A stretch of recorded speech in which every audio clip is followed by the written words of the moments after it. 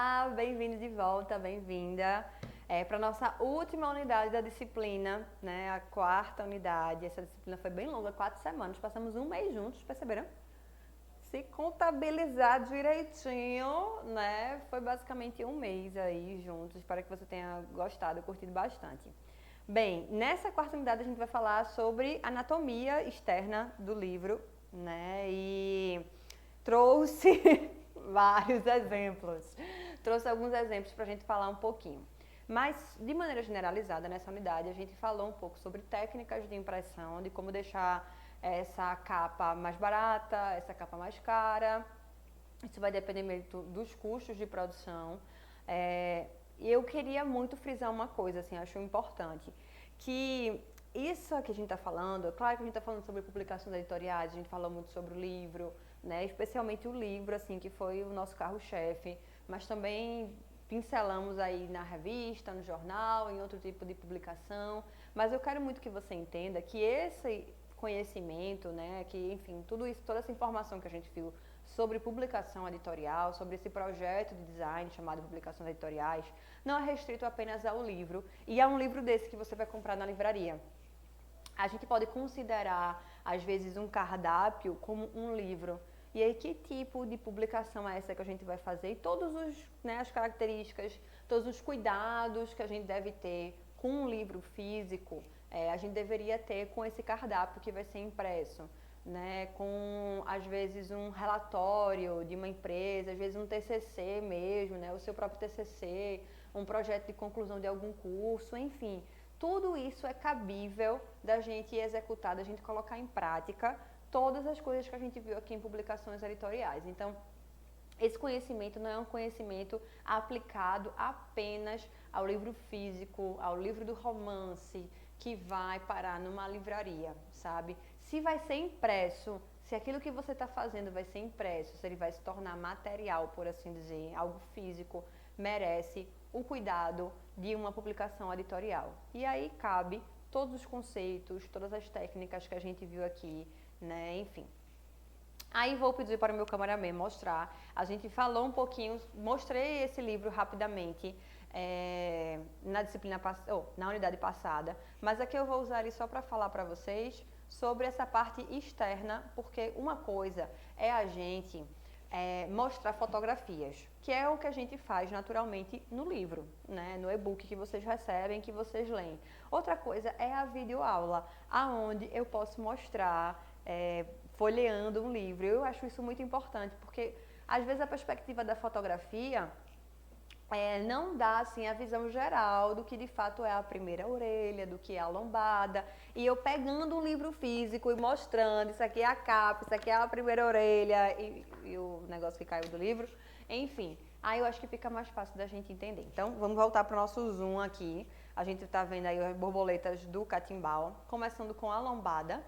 A gente tem essa lombadazinha aqui. E aí eu já pergunto que tipo de lombada é essa? Tá lembrado? Se a gente lê, o livro tá assim, né? Assim, vamos botar assim para ele não ficar muito troncho. O livro, ele tá assim na prateleira, né? Ok? Assim na vertical. Mas eu vou mostrar assim agora pra gente mostrar. Se eu estou lendo de cima para baixo, aqui estão os autores, aqui está o título da obra e aqui está a imagenzinha da editora. Se eu estou lendo de cima para baixo, essa é uma lombada americana. Agora, um outro exemplo. Se eu estou lendo, isso aqui é um outro livro, Crônicas na Escola, e aqui seria ele em pé. Aqui eu leio de baixo para cima. Eu leio de baixo para cima. Aqui tem... Nossa, para você ver, essa escolha não foi uma boa escolha do azul com rosa. A gente não consegue fazer uma boa leitura. Já estamos jogando o livro. Aqui a gente tem Carlos Fialho. Aí aqui a gente tem o símbolozinho da editora, né, o logo da editora, e Crônicas na Escola. Então, essa lombada aqui é a francesa, porque eu estou lendo de baixo para cima. Lendo de cima para baixo é a lombada americana, só para a gente relembrar esse conceito. Então, aqui a gente tem a famosa capa, também chamada primeira capa, né, a capa principal. E aqui o que acompanha a capa principal é a orelha, primeira orelha. Quando a gente vai para o verso do livro, a gente encontra a quarta capa, que é essa daqui, e a segunda orelha. Professora, se aqui é a primeira capa e aqui é a quarta capa, onde está a segunda e a terceira? Bem aqui dentro. Essa é a segunda capa, que seria o verso da primeira, que aqui o autor, ou na verdade o dinheiro, não deixou a gente botar nada, né? Possivelmente, porque caberia uma linda borboleta aqui também, enfim, algo parecido, mas não tinha dinheiro para isso. Então, essa aqui é a segunda capa, que é o verso da primeira capa, e essa aqui é a terceira capa, que é o verso da quarta capa. Não tem nada, tudo branco, né? Enfim, esse daqui é o que a gente viu. Aí eu vou mostrar aqui, nesse cantinho, temos o logo da editora, que é a editora Verbes. Percebam que aqui é um logo diferente e o logo da editora na lombada só tem a arvorezinha cheia de letras. Aqui a gente tem um código de barras junto com o ISBN que está bem em cima do código de barras. Beleza? É porque esse livro foi fomentado por várias instituições de ensino, é por isso que tem essa quantidade de gente aqui. Veja, esse povo todinho teve que doar um pedaço do dinheiro para o livro ser impresso. Então, essa é a parte externa, por assim dizer, do livro, né? Que vocês podem ver agora. E aí, acho que cabe pegar os livrinhos que estão em casa, né? Todos eles, e dar uma olhada para ver se tem primeira capa, se tem orelha. Professora, meu livro não tem quarta capa, então alguém arrancou. Porque o livro, ele tem uma capa e uma contracapa, né? Então, por favor, quem arrancou, por favor, bote de volta no lugar. Bem, então a gente falou um pouquinho sobre a importância dessas capas, e aí eu trouxe uma capa super antiga, que ela eu vou mostrar depois ela novamente, por conta desse tipo de hot stamp aqui, né? Depois eu vou falar um pouquinho mais sobre isso. Mas enfim, essa capa é uma capa de um livro jurídico antigo, né? Mas assim, eu achei bem bonita. Olhando assim agora, eu tô achando ela legal, interessante. Mas enfim, a capa, eu resolvi mostrar essa capa aqui, diferentemente dessa capa, Olha essa capa aqui, né? Ainda mais antiga, com essa lombada aqui, nem é americana, nem é francesa, é porque você lê na horizontal mesmo. Uma outra capa, que é de um livro infantil. Então, assim, a gente tem muitas opções aqui e eu só queria falar de como é interessante a gente falar sobre tipos de capa e mostrar capas, inclusive, antigas mesmo, para a gente saber qual é o grande objetivo, né, daquela capa, que é chamar a atenção, que é falar com o público leitor, né, enfim, que ele tem uma pegada, a capa normalmente tem características que são muito importantes para aquela obra e para que ela se torne, de fato, uma obra que venda, né, que seja vendável, porque no final das contas é isso que a editora quer, né, que aquela publicação ali seja um sucesso. Bem, então, mostrando um pouquinho sobre tipos de capa, eu não tenho capas aqui figurativas, que usem assim uma capa mais abstrata, algo parecido, né, uma coisa diferente, mas eu tenho uma capa baseada em texto, que eu vou mostrar, aqui, que é diferente, né, essa aqui, ó, falando sobre o Rui Otaki, que é um arquiteto, a gente tem uma capa aqui baseada em texto, que é uma capa bem diferente, e inclusive ela tem aqui, ó, já vou aproveitar para falar isso, que ele não é uma capa dura, ele é meio mole, assim, é um papelãozinho, mas ele tem uma lombada quadrada. O livro tem uma lombada quadrada, ó, tá vendo? Aqui, retinho, quadrada. Basicamente, a maioria dos livros que eu trouxe aqui tem lombada quadrada. Diferentemente desse livro do Machado, que tem uma lombada redonda, ó, dá pra ver? Uma lombada redondazinha, mas a maioria tem uma capa quadrada. Esse livro, ele já tem uma outra característica de capa também, né? Uma capa mais abstrata, assim, eu diria que essa é uma capa mais abstrata, mas ele também tem uma lombada quadradinha, mas ele eu diria que é mais abstrato. Então aí, depois que a gente fala um pouco sobre esses tipos de capa, e essa capa é uma capa interessante, a gente teve uns tipos de brochura, que aí eu sugestiono que você dê uma olhada em casa mesmo. E aí, nesse caso, o e-book traz boas fotografias, né? Sobre uma brochura costurada. Esse livro aqui que eu estou pegando mesmo, ele tem uma brochura costurada. E aí você pode ver a cola arrodeando todas as micro lombadinhas que tem aqui nele. Eu consegui fazer fotos muito boas para colocar ali para vocês. Uma brochura colada, né, que é aquele livro que passou a régua assim, colou os papéis todos juntos, é a cola, literalmente é a cola que une.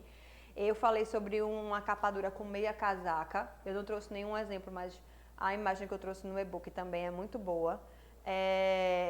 E aí eu trouxe alguns livros, quer dizer, primeiro eu queria mostrar a brochura desse Rui Otaki, que é uma hot band, que é o lombo solto.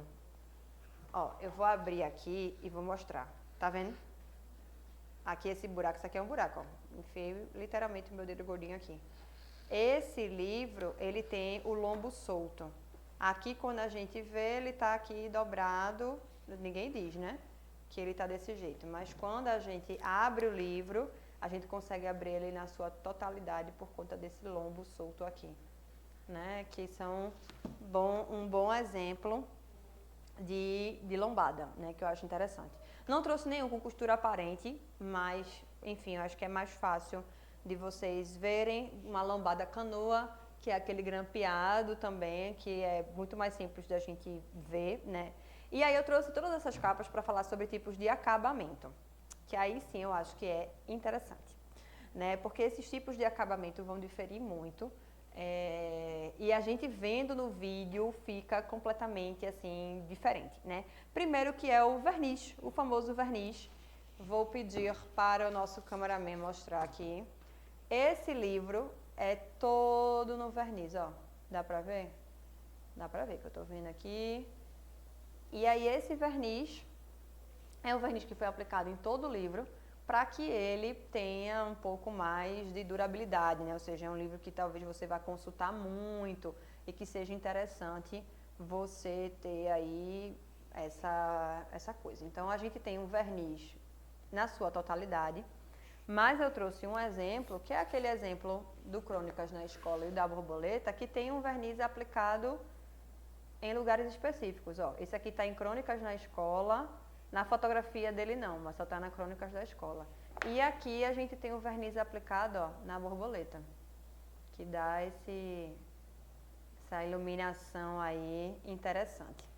Depois desse exemplo, a gente tem esse aqui que eu trouxe também, mas não dá pra ver muito o verniz não dele, apesar que ele não tem um verniz, ele tem uma...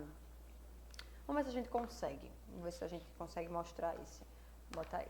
É porque não dá. Assim, eu acho que agora deu pra ver aqui, ó.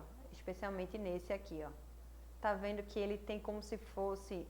É um relevo. Isso aqui é um relevo. É como se alguém tivesse chegado aqui e tivesse passado um corretivo por cima. E aí fica o relevo, mas vê, esse relevo tem um verniz, né? Porque ele tá fazendo ele consegue refletir. E esse daqui, o famoso hot stamp, né? Que a gente consegue ver aí, ó, no título mesmo, a gente tem no título hot stamp, a gente tem, ó, o verniz nessa imagem e a gente tem o hot stamp no título também aqui, ó. Na verdade, isso aqui é o nome do autor, né? Eu falei título, mas tudo bem. E esse daqui a gente consegue ver mesmo, né? Acho chique, acho bom, acho bonito. Gostaria de ter mais livros assim, mas assim, especialmente eu acho que livros de fantasia conseguem fazer isso bem legal, assim, tem uns livros, uns especiais, assim, do Harry Potter, por exemplo, ou de outros, que fizeram mais sucesso e que fazem sucesso ainda, e que tem esse hot stamp. Eu acho que aquele Percy Jackson, por exemplo, tem um hot stampzinho, que fica bem bonito. E aí, claro, quanto mais recursos a gente tiver, a gente coloca meia casaca, a gente coloca brochura, a gente coloca capatura, a gente coloca hot stamp, a gente coloca relevo para baixo ou relevo para cima, a gente faz e acontece a gente tendo os recursos. O que eu mostrei na unidade passada, que foi esse livro infantil da Adriana Falcão, eu trouxe para mostrar só que ele tem uma faca especial, que é justamente esse corte, que é aí, a gente tem a ilustração, né, dessa menina abrindo a portinha e lá dentro tem coisa, então dá essa sensação, né, dessa faca de corte especial. E aí quando a gente abre aqui, esse lá dentro tem coisa, é dentro de onde? Dentro da cabeça da menina, né? Então a gente tem várias coisas. E olha só, que interessante, aqui a gente tem a capa. E cadê a segunda capa? A segunda capa do livro, ó, foi toda ilustrada, né?